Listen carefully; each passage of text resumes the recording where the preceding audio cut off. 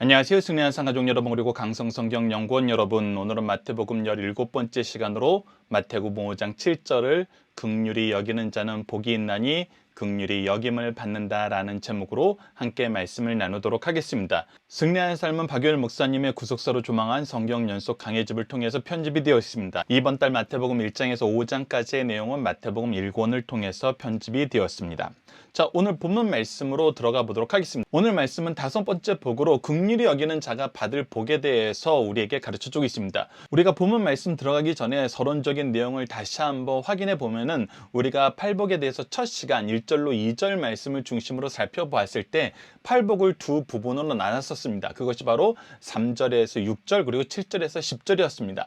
이렇게 나눴던 이유는 3절에서 6절이 바로 하나님과의 관계, 7절에서 10절이 바로 사람과의 관계로 우리가 간략하게 나눠서 볼 수 있었기 때문입니다. 그래서 오늘 본문부터는 우리가 하나님 앞에 이끌림을 받아서 하나님께서 우리에게 허락하신 그 복을 누리는 모습이 3절에서 6절까지의 4가지 복이었다면 오늘 본문 말씀부터는 우리가 받은 것을 나누는 삶의 모습에 대해서 가르쳐줍니다. 그래서 첫 번째가 긍휼히 여기는 자는, 우리가 긍휼히 여긴다는 것은 내 자신의 내면적인 어떤 것을 얘기하는 것이 아니라 우리가 받은 것으로 누군가를 대할 때 나타나는 태도라는 것입니다.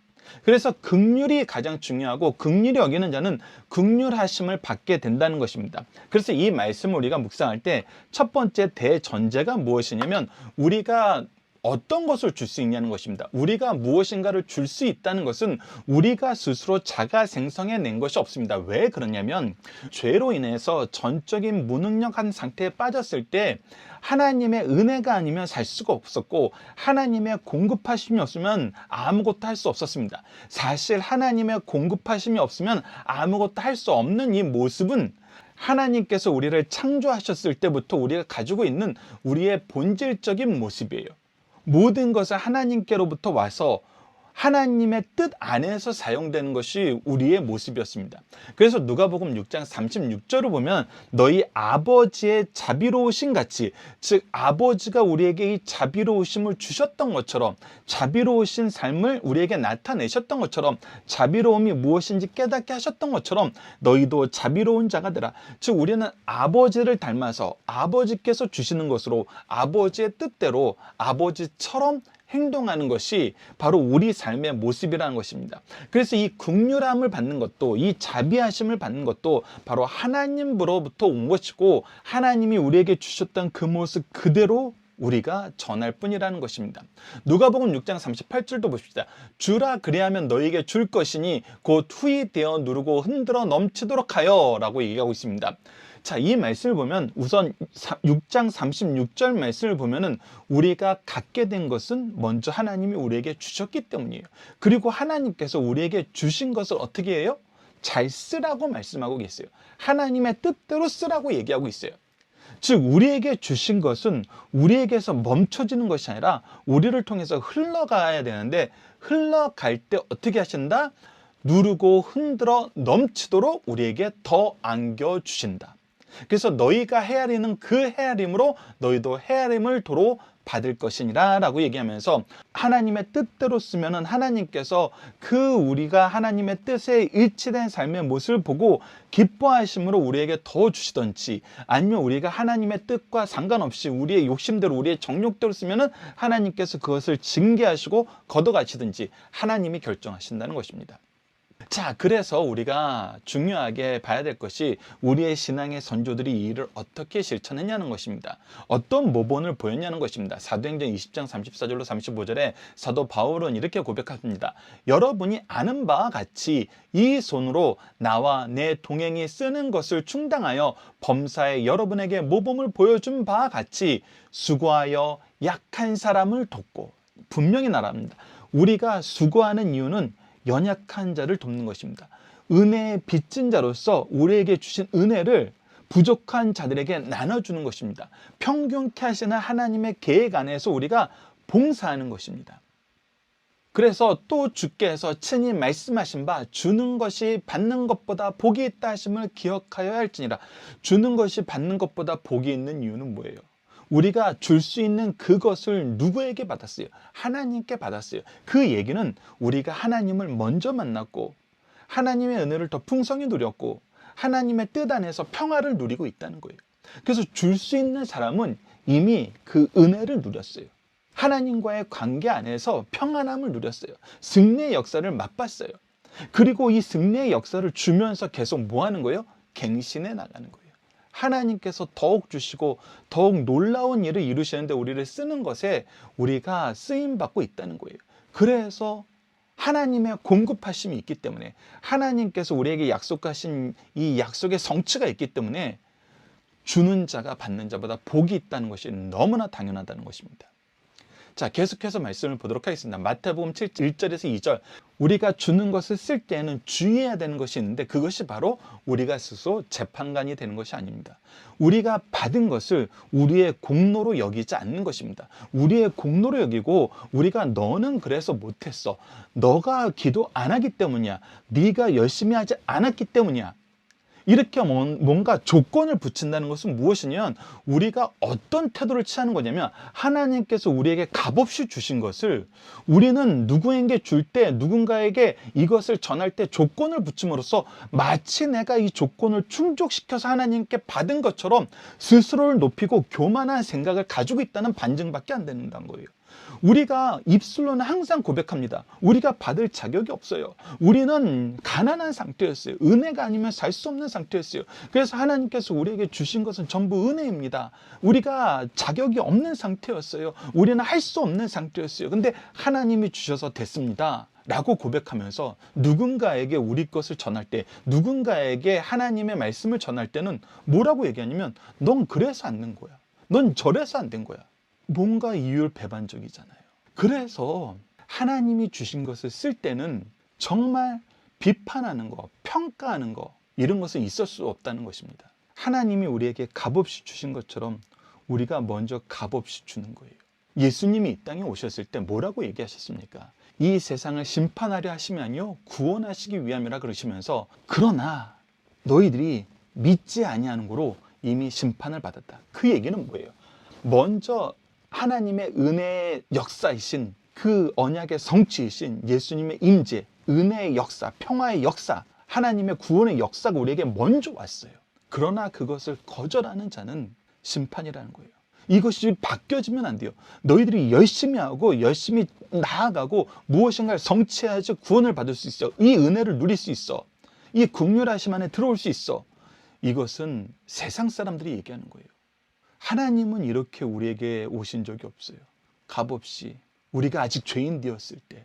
그래서 이것을 주의해야 된다는 것입니다. 그래서 야고보서 3장 10절 우리가 주의 깊게 봐야 됩니다. 오직 위로부터 난 지혜는, 하나님이 주신 그 말씀으로 하나님의 뜻을 행한다 하는 것은, 첫째 성결하고, 다음에 화평하고, 관용하고, 양순하며 긍휼과 선한 열매가 가득하고.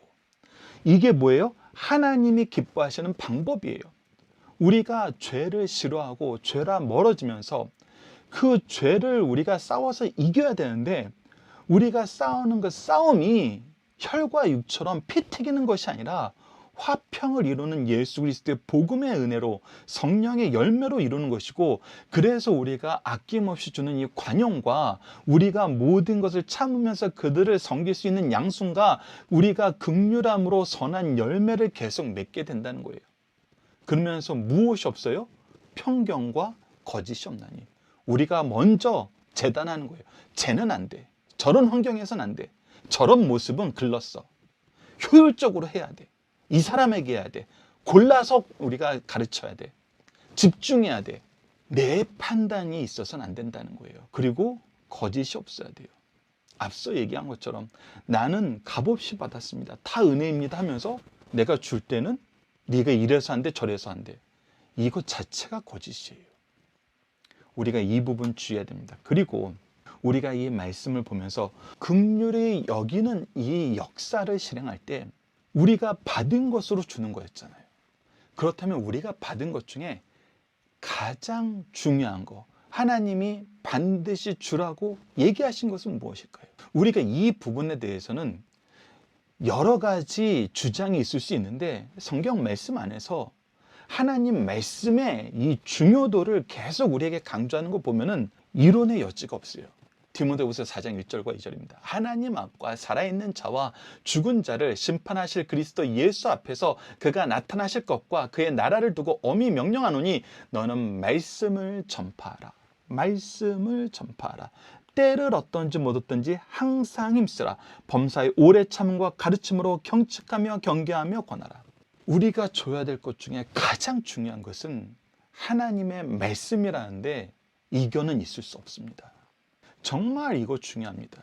여러분들 예전에는 초등학교도 나오지 못하신 분들이 있어서 글을 알지 못하는 분들이 있어서 나는 말씀 전할 수 없어요 이렇게 얘기하시는 분들도 있었어요. 그런데 그 시대에도 그 시대의 사람들의 증언을 보면은 말씀을 암기하시면서 이 말씀을 근거로 축복의 기도를 만드셔서 신앙 고백하고 기도로 자녀를 양육했어요. 그래서 우리 부모님 세대도 기억하는 게 무엇이냐면 우리 어머니 아버지가 즐거워하셨던 말씀, 우리에게 항상 기도해 주셨던 내용, 예배에 대해서, 하나님을 섬기는 것에 대해서, 그리스도를 믿는 것에 대해서 우리 부모님 세대도 그걸 기억하고 계세요. 근데 여러분 한번 생각해 봅시다.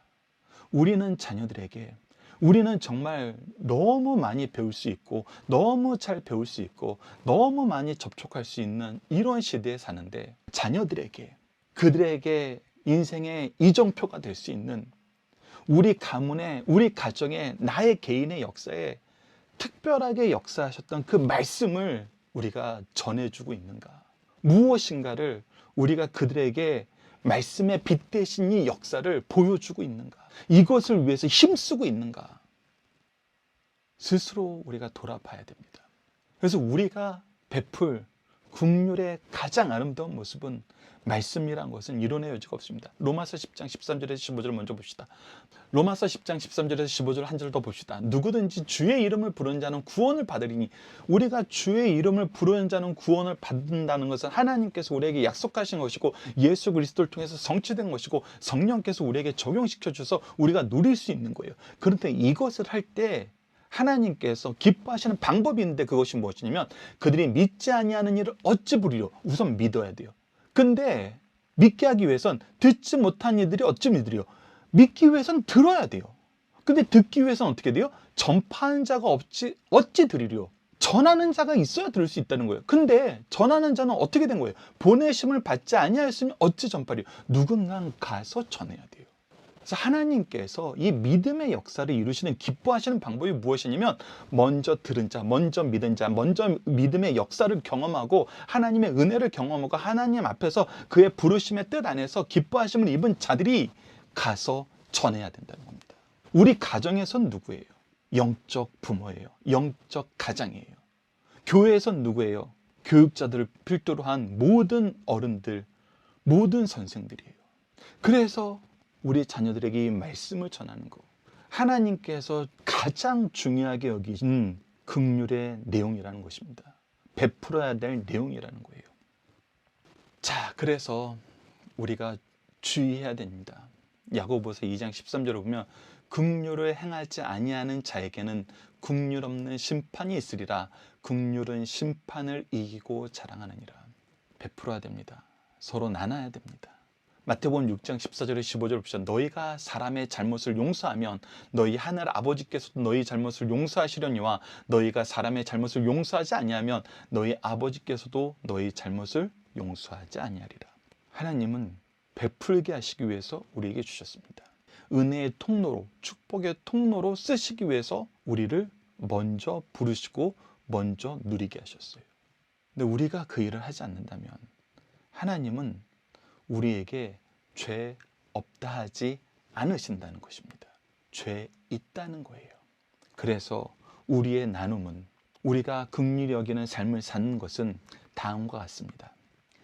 자, 마태복음 10장 42절을 봅시다. 또 누구든지 제자의 이름으로 이 작은 자 중 하나에게 냉수 한 그릇이라도 주는 자는 내가 진실로 너희에게 이르노니 그 사람이 결탄코 상을 잃지 아니하리라 하시니라. 주는 자는 하나님이 기뻐하신다. 자, 시편 41편 1절에서 2절 상반절을 봅시다. 가난한 자를 보살피는 자에게 복이 있으며 재앙의 날에 여호와께서 그를 건지시리로다. 여호와께서 그를 지키사 살게 하시리니 그가 이 세상에서 복을 받을 것입니다. 그에게는 더 주십니다. 왜? 그를 통해서는 하나님의 기뻐하신 뜻이 이루어지니까.